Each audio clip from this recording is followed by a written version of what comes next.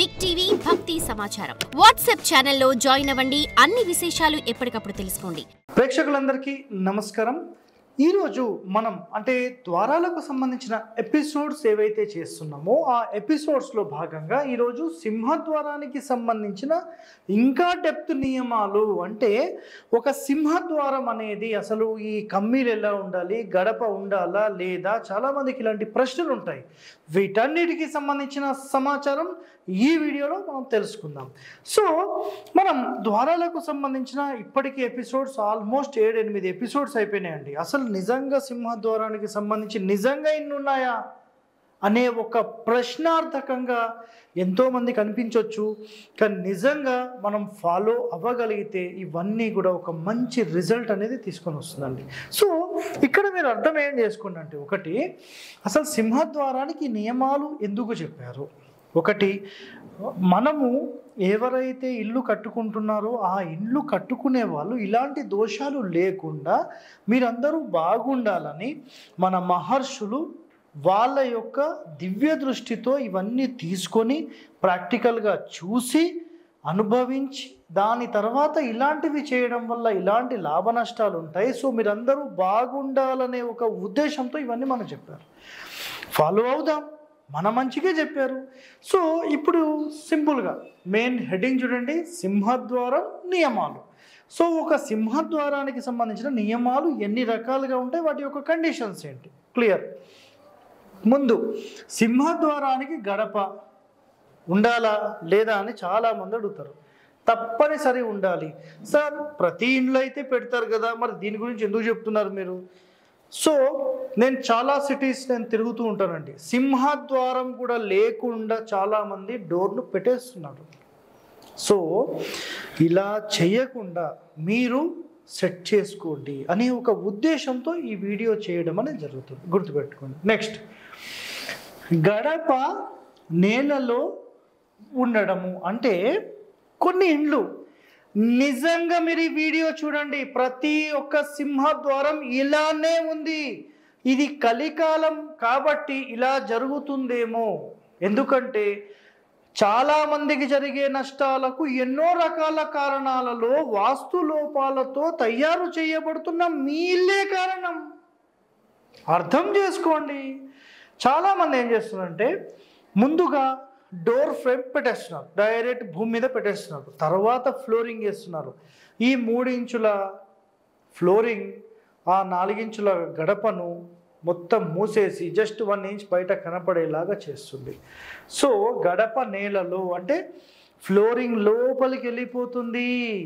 ఇలా గనక మన ప్రధాన ద్వారం యొక్క గడప ఫ్లోరింగ్ లోపలికి వెళ్ళిపోతే సంతతికి అనర్థము, దుఃఖము కలిగించును అని చెప్పి మన మహర్షులు చెప్పడం జరిగింది. సో నిజంగా మీరు ఆలోచన చేయండి, అసలు గడప అనేది ఎవరు పెడతారు సార్, మీరు గమ్మత్తే మాట్లాడుతున్నారు. సో నేను చూశాను, మీరు ఏ ఇంటికి వెళ్తే ఆ ఇల్లు యొక్క గడప చెక్ చేయండి, మీకు అర్థమవుతుంది సబ్జెక్ట్. నిజంగా ఇలా ఉండడం వల్ల ఖచ్చితంగా వాళ్ళ సంతానానికి ప్రాబ్లమ్స్ ఉంటాయి, దుఃఖం అనేది ఇది కలిగిస్తుంది అని పాయింట్. సో ఎట్టి పరిస్థితుల్లో ఇలా లేకుండా మీరు చూసుకోండి. సింహద్వారం ముందు డాబా మెట్లు ఉండొచ్చా? సో కొంతమంది ప్రశ్న ఉంటుంది కదా, సార్ మేము ఇక్కడ ఇల్లు కట్టుకున్నాము, ఓకే, సో ఇక్కడ నుంచి ఇట్లా మేము మెట్లు పెట్టుకున్నాము, సో మా ఆపోజిట్లోనే అంటే ఒక 4-5 ఫీట్ల డిస్టెన్స్లో మాకు మెట్లు ఇట్లా ఎక్కే మెట్లు వచ్చినాయి సార్, అవి ఉండొచ్చా? సో ఇదే మెయిన్ డోర్ అనుకోండి సార్, ఇట్లా ఎక్కే మెట్లు ఇట్లా పైకి చేశారు సార్ మా ఇంట్లో, మేము ఇట్లా వచ్చి లోపలికి వెళ్తాం, దీని ఆపోజిట్లో ఇట్లా మెట్లు ఉన్నాయి, ఇట్లా ఉండొచ్చా? నిజంగా ఇది ఒక మైనస్ పాయింట్ అని చెప్పొచ్చు. ఏ ఇంటి లోపల అయితే ప్రధాన ద్వారం ముందు ఇలా డాబా మెట్లు ఎక్కడానికి పెడతారో వాళ్ళు ఆ ఇంట్లో నివసించలేరు. నివసిస్తే ఎప్పుడు బయట తిరగడం లాంటి కార్యక్రమాలు ఖచ్చితంగా జరుగుతాయి, ప్రవాసము జరుగును, అంటే ఆ ఇంట్లో నుంచి వెళ్ళిపోవచ్చు కూడా చెప్పలేము. సో ఇలాంటి సమస్యలు లేకుండా మెయిన్ డోర్ అయినా గేట్ అయితే మినిమం ఒక 15 ఫీట్ దూరం ఉంటే యాక్సెప్టెడ్, ఇంకా దూరం ఉంటే మంచిది, దగ్గర లేకుండా చూసుకోండి. సో కొన్ని సందర్భాల్లో అసలు నిజంగా మనకు చెయ్యలేని పరిస్థితిలో కూడా మనం వెళ్ళిపోతామండి. కాబట్టి ఎంతవరకు మీకు సాధ్యమైతే అంతవరకు ఇవన్నీ చేయడానికి ప్రయత్నం చేయండి. ఓకే, నెక్స్ట్ సింహద్వారం ముందు డాబా మెట్లు అయిపోయింది. ద్వారం ఎదురు బావి లేదా సరే ద్వారం ఎదురుగా, ఓకేనా అండి, ద్వారం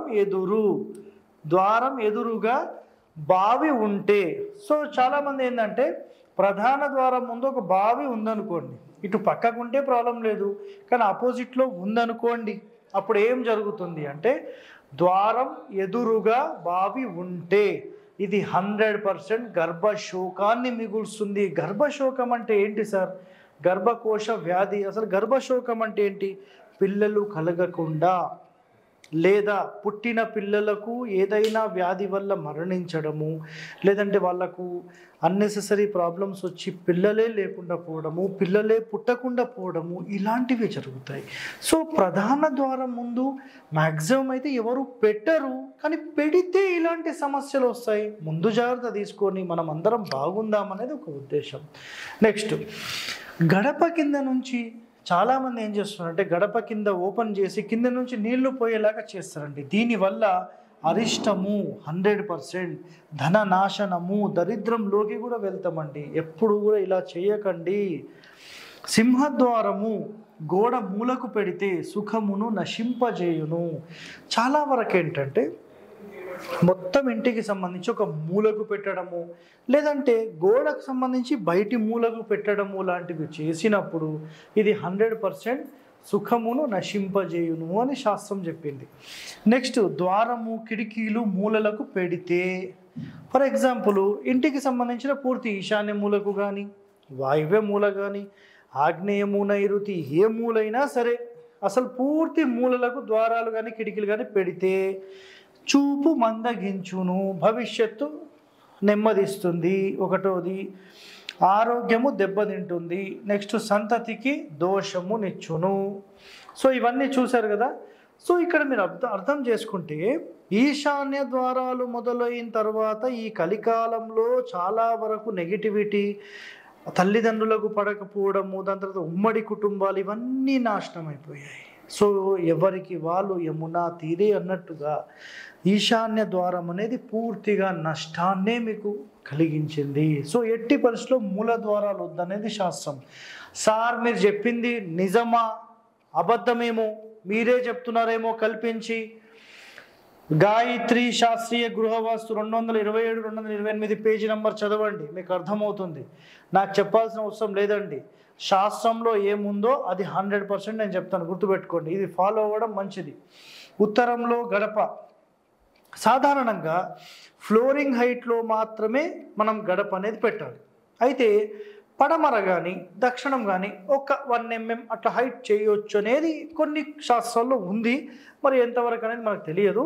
సో ఒకవేళ ఇక్కడ కండిషన్ ఏం చెప్పారంటే, ఒకవేళ ఉత్తరంలో కొంచెం హైట్ చేస్తే ఒక 1/2 ఇంచో 1/2 ఇంచో హైట్లో పెడితే, తూర్పులో పెడితే, ఫస్ట్ ఉత్తరంలో పెడితే ఏం జరుగుతుంది? ఉత్తరంలో గడప ఎత్తు ఉంటే ధనము నిల్వ ఉండదంట ఆ ఇంట్లో. సో ఇది ప్రాక్టికల్గా చూడాల్సి వస్తుంది ఇది. నెక్స్ట్ తూర్పులో ఉంటే యువకులకు డెవలప్మెంట్ ఉండదు, ఆ ఇంట్లో మగ సంతతికి డెవలప్మెంట్ ఉండదు. వాళ్ళు ఇల్లు వదిలి బయటికి వెళ్ళిపోయి ఏదో పని చేసుకుంటూ బయట బతుకుతారు, కానీ ఆ ఇంట్లో ఉండరు అనేది అర్థమైంది. నెక్స్ట్ పురుష బలము తగ్గడము. సో ఇలా ఈ తూర్పులో చెప్పడం జరిగింది. కానీ దీన్ని మన మహానుభావులు ఏం చేశారంటే, ఎత్తుండొద్దు అంటే ఫ్లోరింగ్కి హైటు అని దాని అంతరార్థం. మన మహానుభావులు ఏం చేశారంటే డోర్ ఎత్తుండొద్దేమో అని దానికి కమ్మిలు కొట్టించి పెద్ద సింహద్వారాన్ని పీకించేసి చిన్న చిన్న ద్వారాలు పెట్టించి తూర్పులో చిన్నగా ఉండాలి, బరువు తక్కువ ఉండాలని చెప్పి ఇలాంటి పనులు చేసి చాలామందికి నష్టం కలిగించారు. గుర్తుపెట్టుకోండి, ఇలా చేయొద్దండి. నెక్స్ట్ మెయిన్ డోర్ కంటే మెయిన్ గేట్ తక్కువ ఎత్తులో ఉండాలంటే దీని అంతరార్థం ఏంటంటే, మన రోడ్ ఏదైతే ఉంటుందో రోడ్ నుంచి మన స్థలం ఎత్తులో ఉండాలి. ఆ రోడ్ నుంచి ఎత్తులో వెళ్ళిన తర్వాత అక్కడి నుంచి ఇల్లు ఇంకా ఎత్తులో ఉండాలి. అంటే గేట్ డౌన్లో ఉండి మనం ఎక్కుతూ వెళ్ళాలని.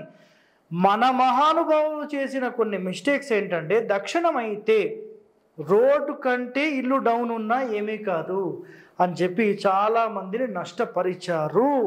దయచేసి మీరు ఇప్పటికైనా ఇవన్నీ అర్థం చేసుకొని సెటరైట్ చేసుకొని మంచి మార్గంలోకి వెళ్ళండి. మెయిన్ డోర్ కంటే మెయిన్ గేట్ తక్కువలో ఉండాలి, రైట్? మెయిన్ డోర్ అయినా గేట్ అయినా లోపలి వైపే ఓపెన్ కావాలి. సో సింహద్వారానికి సంబంధించిన కండిషన్స్ ఇప్పటికీ 7-8 ఎపిసోడ్స్ అయినాయండి. ఇంకా ఎంతో సమాచారం ఉంది. నిజంగా సింహద్వారానికి సంబంధించి 200 నుంచి 300 కండిషన్స్ ఉన్నాయండి. అర్థమైందా? మీరు నిజంగా ఇవన్నీ నేర్చుకొని అసలు ఇంప్లిమెంట్ చేస్తే ఎంత అద్భుతమైన ఇల్లు నిర్మించవచ్చు అనేది ఆలోచన చేయండి. ప్రతిదానికి నెగిటివ్ లాగా మనం వెళ్ళకుండా శాస్త్రంలోని అంశాలను అన్నీ అనుసరించి మనం ఇల్లు కడితే నిజంగా మనం అందరం బాగుండాలి వాళ్ళు చెప్పారు కదండి. సో ఆలోచన చేసి డిసిషన్ తీసుకోండి. మీ అందరికీ మంచి జరగాలని కోరుతూ సెలవు తీసుకుంటున్నాను. ధన్యవాదాలండి. For more videos like this, subscribe Big TV channel.